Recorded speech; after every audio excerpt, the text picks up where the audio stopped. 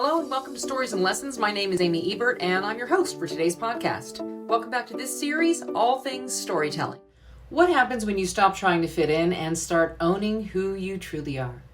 Stories from today's episode explore just that with the incredible comeback of Johnny Cash and how producer Rick Rubin helped him find his true voice that had gone unnoticed for over 2 decades. Cash had spent those decades wearing the armor of industry expectations, much like David trying to fight Goliath in King Saul's armor. But when Cash stripped it all back and embraced his raw, authentic self, just listen and we'll get into it.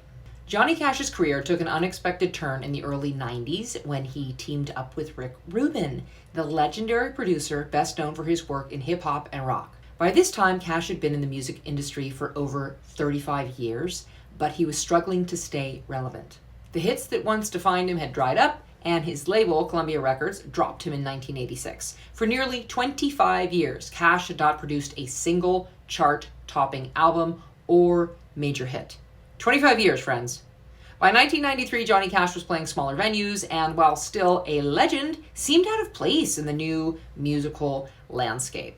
Needless to say, he had given up on the possibility of creating anything great ever again. Enter Rick Rubin. Rubin was known for producing iconic albums for acts like the Beastie Boys, Run DMC, and Slayer, but country music, not exactly his forte. However, Rubin has an ear for authenticity and a love for music that transcends genres. The two met in Rubin's home studio in Los Angeles, which was as low-key as you could get for a rock producer. Rubin, with his long beard and laid-back vibe, pitched something radical. Let's strip away all the production bells and whistles and let Johnny's voice and guitar do the talking. No fancy studio effects, no backup singers, just Cash's raw, rugged voice and a guitar.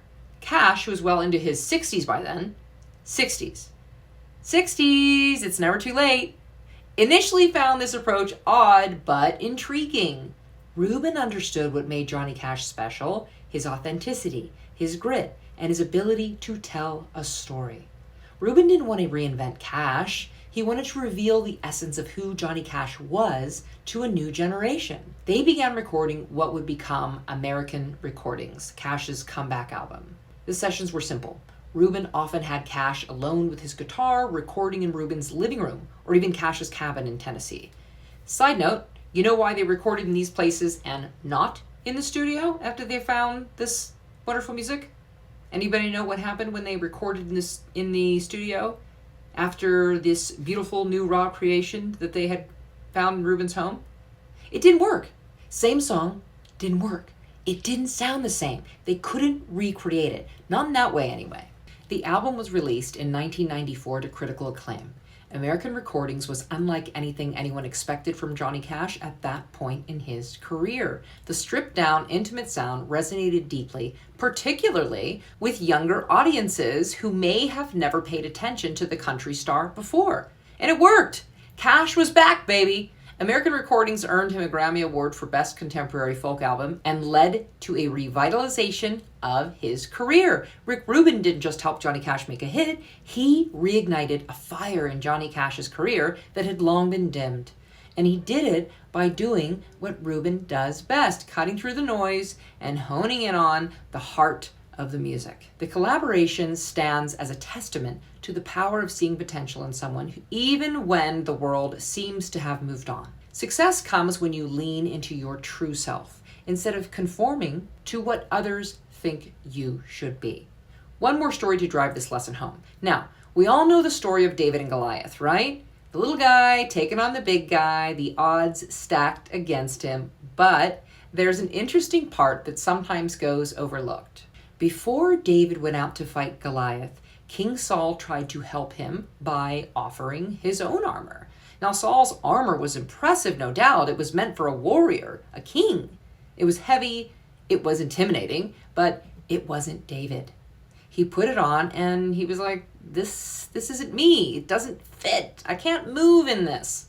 So he took it off and stepped into the battle as his raw, unpolished self with just a sling and some stones. Now, Fast forward to Johnny Cash in the 90s. For years, Cash had been like David, wearing someone else's armor. He was out there in the world of flashy music, doing things that didn't quite fit him.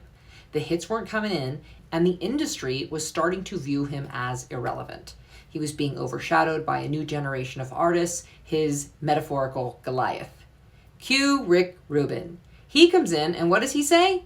He's like, Johnny, let's take off the armor, strip it all back. No backup singers, no fancy production, no bells and whistles, just you.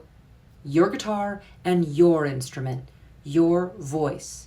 And what happens? When Johnny Cash finally steps back into his true, raw self, without all the noise, he hits Goliath square on the forehead.